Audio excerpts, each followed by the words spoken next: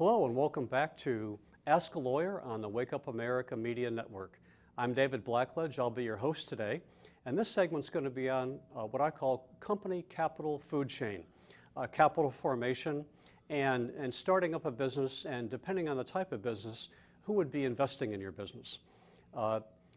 There's a number of different people you want to look at, and first off, though, you want to look to the founders of the business. These are the people that are going to set up the organization, LLC, corporation, whichever, and you're going to be putting some money into the business. Down the road, if you're looking for investment, people are going to be very, very impressed that founders have put their own money in. Oftentimes we see people saying, well, I put in hundreds of hours in software development. That won't impress investors down the road. And here's the reason. You can still walk away from that, and although you spend time, it's not going to impact you directly. If you put your money in, or you take out credit card loans, if you take out a second mortgage, that's going to impact you. And so people are impressed when founders put in money, hard cash of some kind, to start their business and help run their business. It makes them feel more secure that you're going to stay there and really fight to make the business successful. Next up, we have friends and family.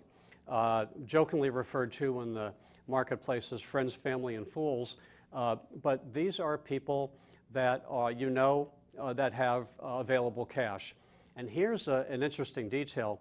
A lot of people think that there's a friends and family exception to the investment documentation required for taking private investment. That is false. There is no such thing, and friends and family deserve the same documentation as other private investors would get. Now, the government doesn't have the wherewithal, doesn't have the staff or time to go after people that don't provide the documentation. But down the road, if Aunt Millie gives you money and she is not properly documented, people could have a cause of action against you in securities law. All I'm saying is that I'm not a securities attorney. What I'm saying is you need to check with one before you take your first money. Anything outside of the founders, you need to spend a couple dollars and go to a good securities lawyer and say, how do I do it right? It's very, very easy to get it wrong, and going to a good attorney in the securities world will probably stop you from doing it wrongly. Next, I would call the next level of the food chain will be grants, grants from foundations, government research grants, other types of non-government entities that give grants to people for doing good work. And they're good because they're non-dilutive money. They don't dilute your equity in your business, so that's fun to get.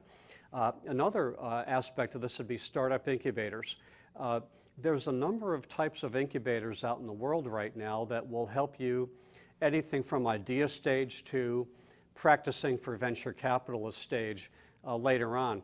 The difference there is that there are incubators that actually put money into their cohorts. So they may take people on board and just train them in how to run their business. And that's great. And they might give them office space or manufacturing space or something like that.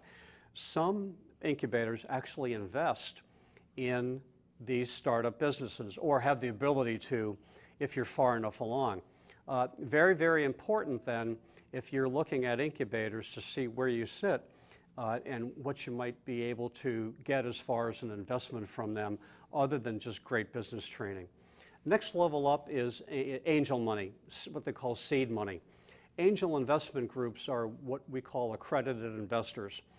Angels, an accredited investor means that you have $1 million in investable cash, not including your principal residence, or you have an income enough to sustain, either as a single or a married person, have an income consistent enough to sustain investing in businesses that can basically lose all their money.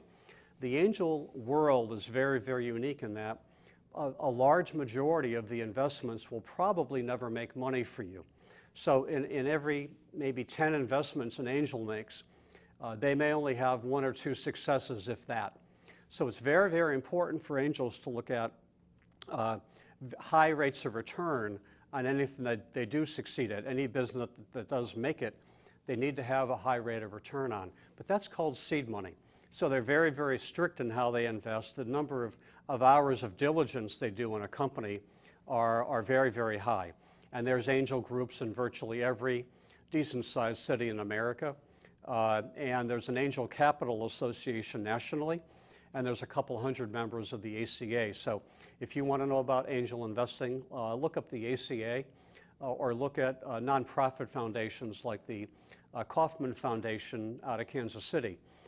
And they do a lot of teaching, a lot of programmatic work on teaching entrepreneurs and startup businesses on things like how to get money, how to value your business properly, what are the types of things that these investors would look for.